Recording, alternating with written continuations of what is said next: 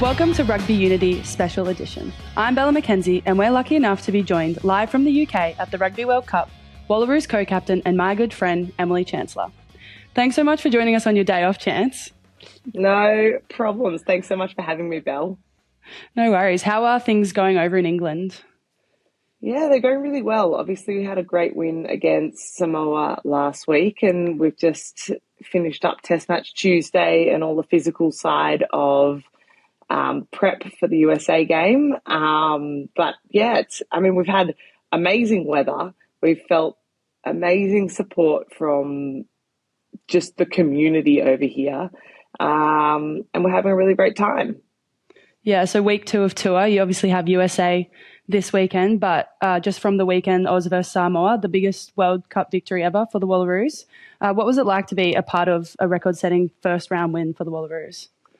Yeah, it was really special. We obviously didn't realise that it was a record win for a World Cup, nor were we ever playing with that in mind. But it's really cool to hear that is the outcome. We definitely didn't have the crowd on our side. Just before we kicked off the second half, the whole crowd, I swear, it felt like even my parents in the crowd were chanting Samoa, Samoa. It just, they obviously captured the hearts of the supporters, but it's also kind of cool to be not the favourite. Not that I feel like we often are. Like, we play a lot in New Zealand, as you know, and whenever the favourite's there, we've only had a few home games this year where we've had crowd support. But to hear the full opposition, well, not opposition, the full crowd supporting the opposition, I guess is a little bit of a taste of what we'll get when we play against England in the next weeks. Yeah, it has been something, obviously, we've all noticed back home, the number of people attending the games and the crowds and that sort of atmosphere. I think it's really cool to see you girls playing in front of big crowds, and you deserve to have that all the time. I did see a stat on Instagram that you made 29 from 31 tackles against Samoa. How was your body post-game? I'm still sore. I haven't played many 80-minute games either this year for the Wallaroos, so just physically quite exhausted. But in the moment, you just do what you've got to do for your team, right? And I guess the back row, all three of us the three starters made a lot. And then when Ash came off the bench, she made a huge impact as well. The four of us got through a heck of a lot of work. Yeah, it was really pleasing to see. I think I've mentioned before the Wallaroos defence has improved drastically this year, and I'm sure if more players like you, Piper, Boo, you guys are so damaging in the back row. So, yeah, it's been really good to see. And just on the World Cup so far, now that round one's finished, the hype leading into the World Cup, the pre-World Cup ceremony, it's all over. How are the general vibes that you and the team are feeling now that the tournament has really commenced? It's a good question. I think everyone's just kind of focused on the job at hand. There's a lot of there is an emotional roller coaster that comes with being at a World Cup. There are girls that don't get selected every week, and potentially for some it might be every week that they don't get selected. There's the highs and lows that come with being in a high performance environment, and I guess it's as a squad it's really important that we manage everyone's emotions, because it does take all 32 of us here to get a job done. But overall, I think that we're in pretty high spirits. Obviously, a win against Samoa like that fills everyone's cup. We just had a culture night last night over here where we celebrate all of the different cultures in the team. And it was just a really beautiful boost of energy, because we had 20-something girls learn the Samoa, one of the Samoa dances. We had 6 people doing a Spanish dance. We just shared a whole heap of culture that's mixed in the team. We had our TLO, one of the guys from over here, yodel for us. Wow. Just, a real great mix of everything that we have in our team. And I think it really boosts everyone to have a laugh and connect as well, and make sure that we're not just fully focused on the rugby side. Yeah, I was going to add that, you kind of need those nights to just remind people why you're here, what you're playing for, the people around you. So yeah, that's really cool to see. Hopefully we see some footage of that a bit later on. But yes. This is your second World Cup chance. So how do you find this one different from the last one over in NZ? I mean, only small things so far, but I mean, just I feel the investment that World Rugby have put into the women's game this World Cup versus last one. And I'm not saying that it wasn't invested well last time, but I do see the increase in support, the increase in resources. Like the stadiums are so well decorated in World Rugby, like World Cup. I don't know, stickers or whatever you want to say to sort of cover up the branding of the actual stadium. We've got hit shields and every kind of bit of equipment is Rugby World Cup. And also the English supporters have obviously just absolutely jumped on it. We had an open training session a couple of, well, it would have been in the week leading up to the Samoa game, and we would have had 100 people there.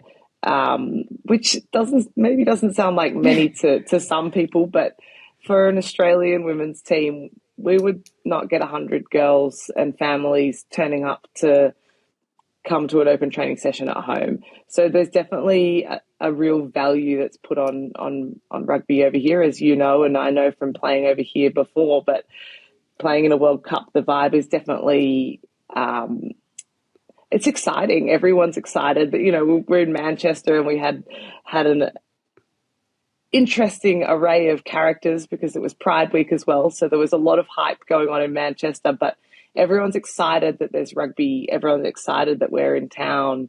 The hotels have been amazing that we've been staying in. So we've just been really, we've really noticed the increase in support and the value that the country and World Rugby have placed on the World Cup.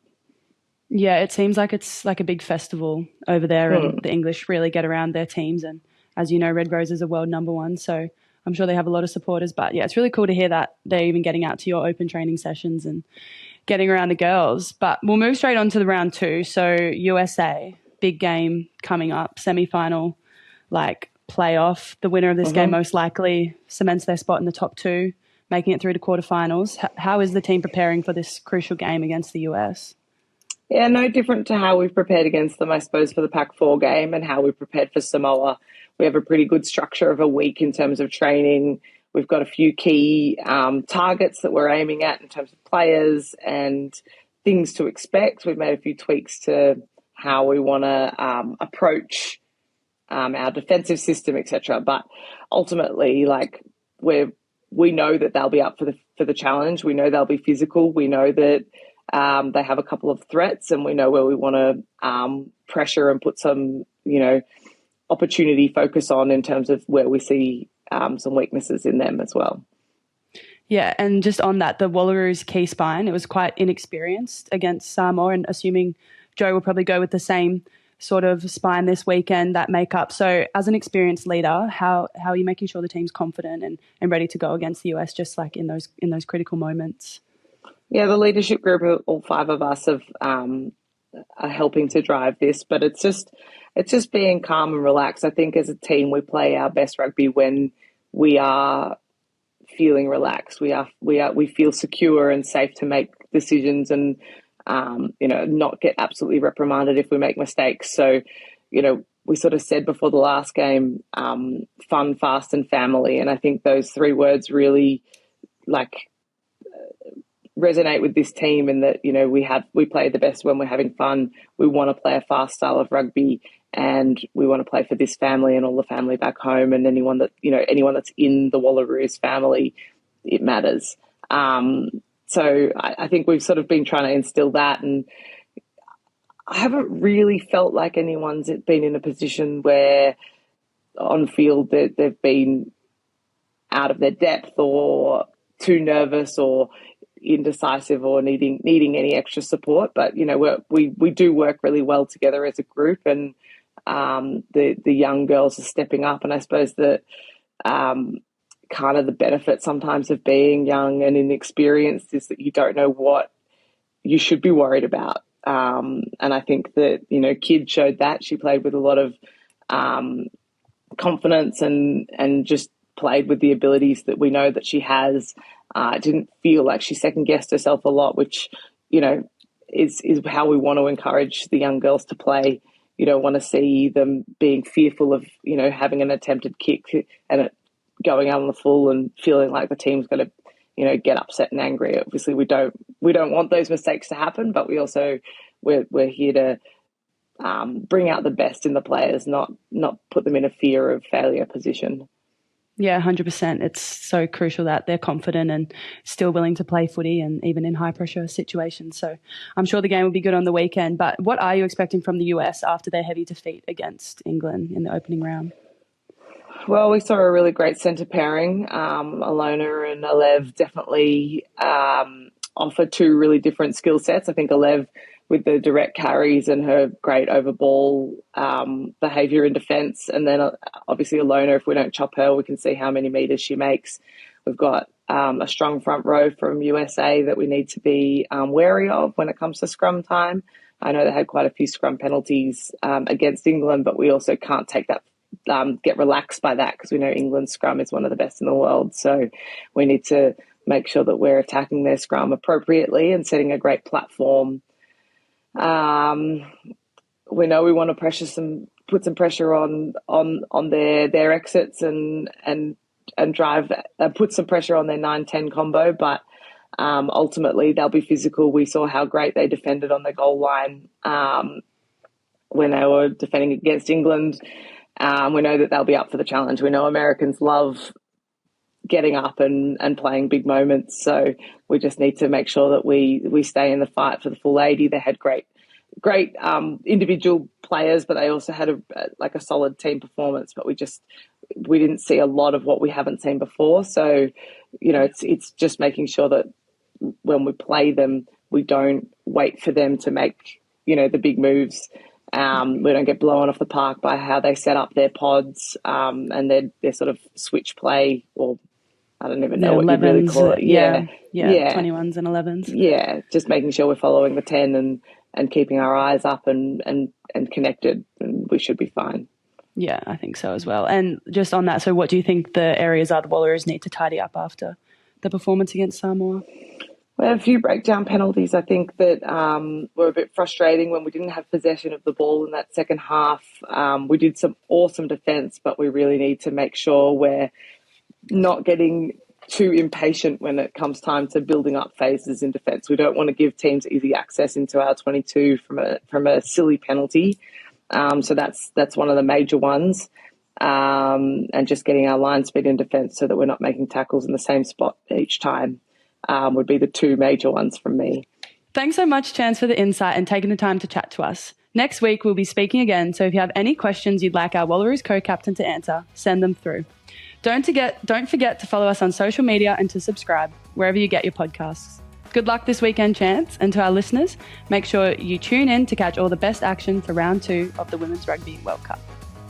Thanks so much, Belle. It's been a blast.